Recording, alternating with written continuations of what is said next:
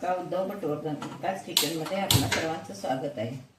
मी आज आपल्याला आता शाळा सुरू झाल्या आहेत तर डब्यासाठी काय करायचं हा रोज मोठा प्रश्न असतो सगळ्यांच्या डोळ्यासमोर. तर आता मी तुम्हाला सध्या डब्यांसाठी रेसिपी दाखवते, भाज्या दाखवते.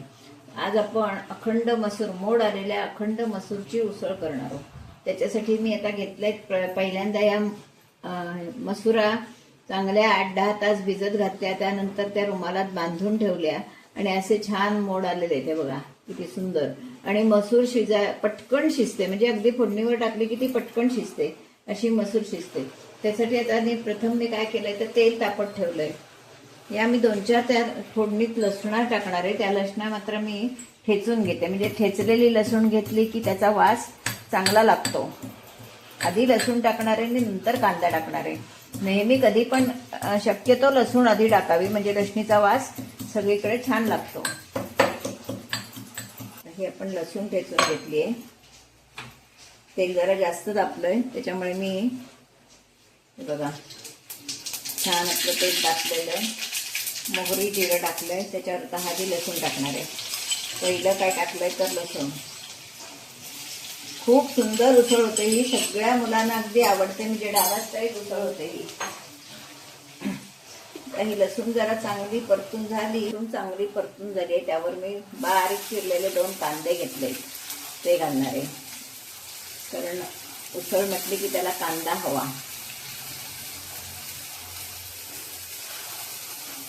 मसूर आपण छान कांदा परतून घेऊया.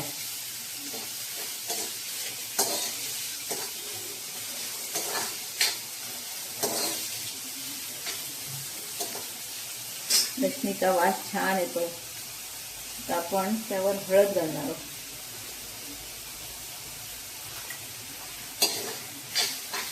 थोडा कांदा परतून झाला की त्यावर मी टोमॅटो घालणार आहे. नाही, असा टोमॅटो घातला की तो खराबही होत नाही. नाही तर जर टोमॅटो व्यवस्थित शिजला नाही तर डब्यात उसळ खराब होऊ शकते. त्याच्यासाठी टोमॅटो व्यवस्थितच शिजला पाहिजे, म्हणून तो शक्यतो फोडणीत टाकायचा. वरून टाकला टोमॅटो तर आत्ता या म्हणजे अजून गरमा होतोय, जरी पाऊस पडायला लागला तरी गरमा होतो आणि डब्यात भाजी नक्की खराब होते, वास यायला लागतो. मिनिटभर झाकण ठेवणार आहे त्याच्यावर. कांदा चांगला परतून झालेला आहे, तर त्याच्यावर मी टोमॅटो टाकणार आहे. हे मी 2 टोमॅटो घेतले. टोमॅटोने पण एक छान चव येते. तो पण आपण चांगला शिजवून घ्यायचा आहे, व्यवस्थित अगदी मऊ करून घ्यायचा आहे. आपण झाकण ठेवून तो शिजवून घेणार आहे. झाकण ठेवलं की पटकन शिजतो.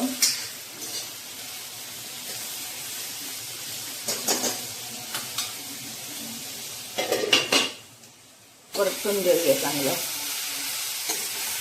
थोडा तरी कांदा हे बावला आहे, टोमॅटो कांदा व्यवस्थित बावला आहे. आता त्याच्यावर आपण मसाले घालून घेणार आहोत, म्हणजे मसाल्यांबरोबर ते सगळं मसाला एकजीव होतो आणि भाजीलाही छान लागतो. थोडीशी धना पावडर, थोडी जिरा पावडर आणि थोडा गरम मसाला असं एकत्र करून घेतलंय, ते घातलंय. नंतर लाल तिखट घालणार आहोत.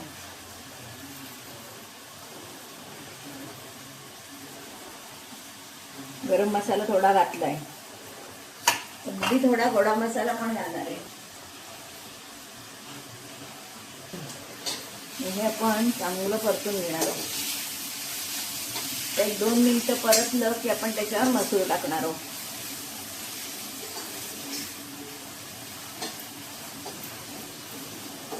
हे बघा कसं छान असं तेल सुटेल आता 2 मिनिटात. त्याला चांगलं परतलं जातं.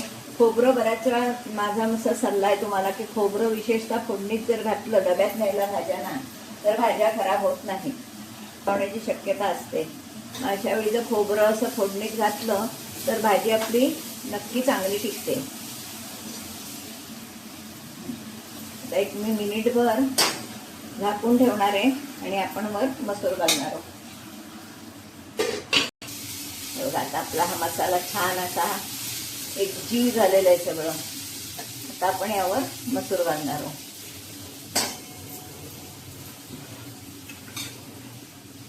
आता मी मसूर घालते.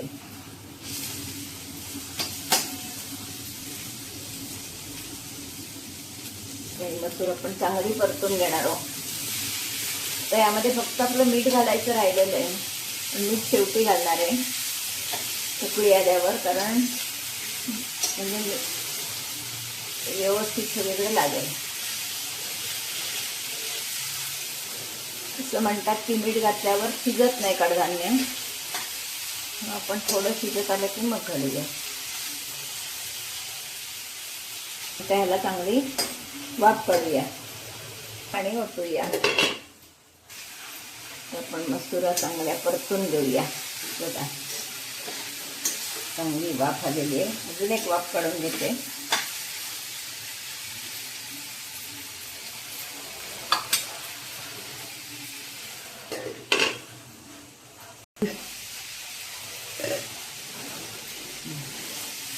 हे बघा छान वाफ आलेली आहे. आता आपण मसुरामध्ये पाणी घालणार आहोत. आपल्याला ही डब्यासाठी उसळ करायची, एकदम पातळ नाही, एकदम सुकी नाही, मीडियम साईज. तर बघा हे पण पाणी गरमच ठेवलं होतं. गरम पाणी घातलं की कडधान्य पटकन शिजतं. किती कलर पण सुंदर दिसतोय बघा. ताई झटकन मसूर आपली शिजेल.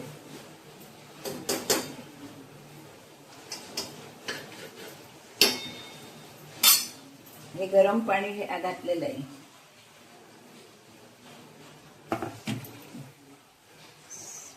शिजवून घेऊया. बऱ्यापैकी शिजली आहे. मी त्याच्यात चवीप्रमाणे मीठ घालणार आहे आणि अगदी किंचित गूळ. बऱ्यापैकी शिजत आलीच आहे. 2 मिनिटात आता ही आपली उसळ होईल छानपैकी. वरून कोथिंबीर घालायची. आपली उसळ तयार. 2 मिनिटं अजून शिजवायला हवी. तयार झाली एकदम मस्त. आता वरून आपण फक्त कोथिंबीर घालणार आहोत. बघा सुंदर शिजली आहे. भिजवून घेतलेली असल्यामुळे, मोड काढलेली असल्यामुळे ती पटकन शिजली आहे. आता फक्त आपण वरून कोथिंबीर घालणार आहोत. गार कोथिंबीर छान घालायची. झालं, आपली उसळ तयार आहे. आपण आता ती सर्विंग बाउलमध्ये काढूया. ही आपली अखंड मसुराची उसळ खाण्यासाठी तयार आहे. तर ही मी कशी केली, मसुराला मोड कसे काढले ते तुम्हाला सांगितलं. 1-8 तास भिजवून ठेवायची, नंतर ते बांधून ठेवायचे. हे समजा सकाळी भिजत घातली तर रात्री ती काढून रुमालात बांधून ठेवायची की सकाळला असे छान मोड येतात.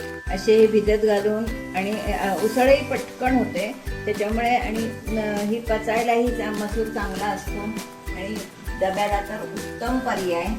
बऱ्याच जणांना मसुराची उसळ आवडते. ढाब्यावर जाऊन अगदी मसुराची उसळ खातात. मग अशी आपण घरी केली तर नक्की सगळ्यांना आवडेल. पोटभर खाता येतं. तेव्हा नक्की सगळ्यांनी करून बघा.